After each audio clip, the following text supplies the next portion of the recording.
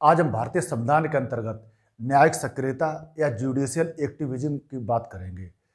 न्यायिक सक्रियता की बात करने से पहले ये जानना जरूरी है कि किसी भी लोकतंत्र, उदाहरण के लिए भारतीय लोकतंत्र में जो भारतीय संविधान दिया गया है, उसमें भारतीय लोकतंत्र के अप्रत्यक्ष रूप से 3 स्तंभ माने गए हैं: कार्यपालिका, विधायिका और न्यायपालिका। और कथित तौर पर मीडिया या प्रेस ने लोकतंत्र के संरक्षक के रूप में अपने को चौथा स्तंभ घोषित कर दिया है, लेकिन मीडिया को चौथा स्तंभ भारतीय संविधान में कहीं नहीं घोषित किया गया है। केवल विधायिका, कार्यपालिका और न्यायपालिका को ही लोकतंत्र के 3 स्तंभों के रूप में स्वीकार किया गया है। और जो लोकतंत्र के ये तीनों स्तंभ हैं या ये तीनों संस्थाएं हैं, विधायिका, कार्यपालिका और न्यायपालिका, इनके अधिकार क्षेत्र और इनकी शक्तियां अपने अपने क्षेत्रों में सीमित हैं। अर्थात शक्तियों के पृथक्करण सिद्धांत के आधार पर इनकी अधिकारिता और उनकी शक्तियां अपने अपने क्षेत्रों में ही सीमित हैं। लेकिन कभी कभी ऐसा होता है कि न्यायपालिका जो कार्यपालिका और विधायिका के जो क्षेत्र होते हैं, उनके क्षेत्रों में हस्तक्षेप करने लगती है और न्यायपालिका अपने अधिकार क्षेत्र से बाहर निकलकर न्याय और कार्यपालिका के क्षेत्रों में दखल देने लगती है। अर्थात उनकी शक्तियों को सीमित करने लगती है या उन शक्तियों को संतुलित या संयमित करने की बात करती है। संविधान लागू होने के बाद इस संबंध में तनाव प्रारंभ हो गया कि जो संसद की शक्तियां हैं वो किस सीमाओं तक जाती हैं, अर्थात जो संसद की शक्तियों की सीमाएं क्या है, और साथ ही साथ जो न्यायपालिका है वो किस सीमा तक या किस हद तक संसद की शक्तियों को प्रतिबंधित करने के लिए अधिकारी है या उसे अधिकार प्राप्त है। तो इस आधार पर कभी कभी ये कहा जाता है कि न्यायपालिका ने न्यायिक सक्रियता को अपने कार्य क्षेत्र में व्यवहारिक रूप से लेते हुए उसने संसद की शक्तियों को सीमित किया है और साथ ही साथ शक्तियों के जो पृथक्करण का सिद्धांत है उसका उल्लंघन भी किया है, ऐसा कभी कभी कुछ आलोचकों ने कहा है। इसमें पहला विवाद सन 1951 में आया, जब प्रथम संविधान संशोधन अधिनियम भूमि सुधार कानून थे उसके संबंध में लागू किया गया। इसमें जो भूमि सुधार कानून थे, उन कानूनों को जो न्यायालय की जो मुकदमेबाजी से बचने के लिए उन कानूनों को संविधान की 9वीं अनुसूची में डाल दिया गया, जिससे उनका न्यायिक पुनरीक्षण या न्यायिक पुनर्विलोकन ना हो सके। इसके बाद यह विवाद या जो तनाव उत्पन्न हुआ, यह इंदिरा सरकार में चरम पर पहुंचा, जब विभिन्न संविधान संशोधन अधिनियम इंदिरा सरकार ने किए, जैसे 17वां संविधान संशोधन अधिनियम, 24वां संविधान संशोधन अधिनियम,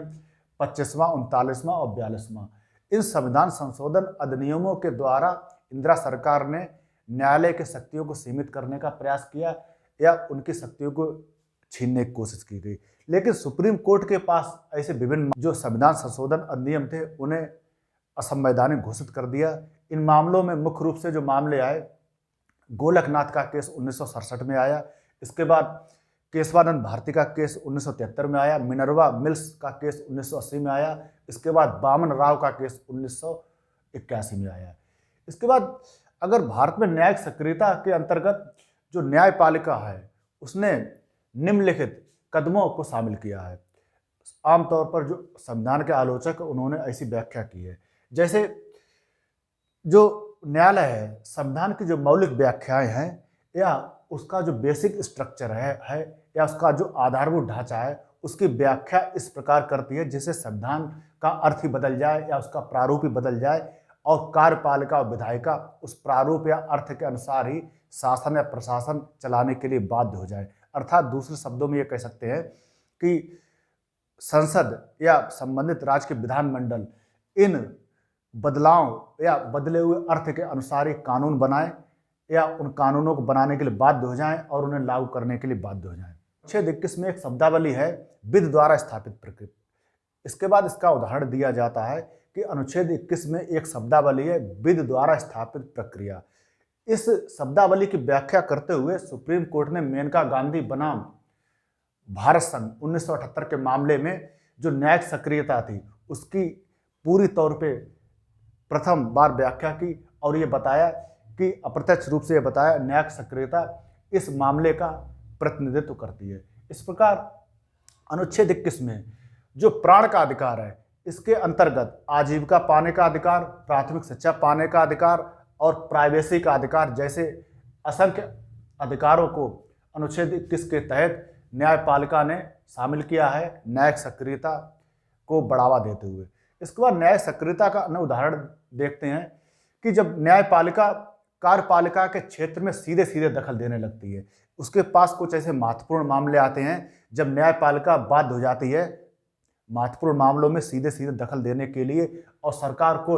जरूरी दिशा निर्देश देती है, और ये दिशा निर्देश एक प्रकार के संसद के कानूनों के समान ही कानून बन जाते हैं। जैसे उदाहरण के लिए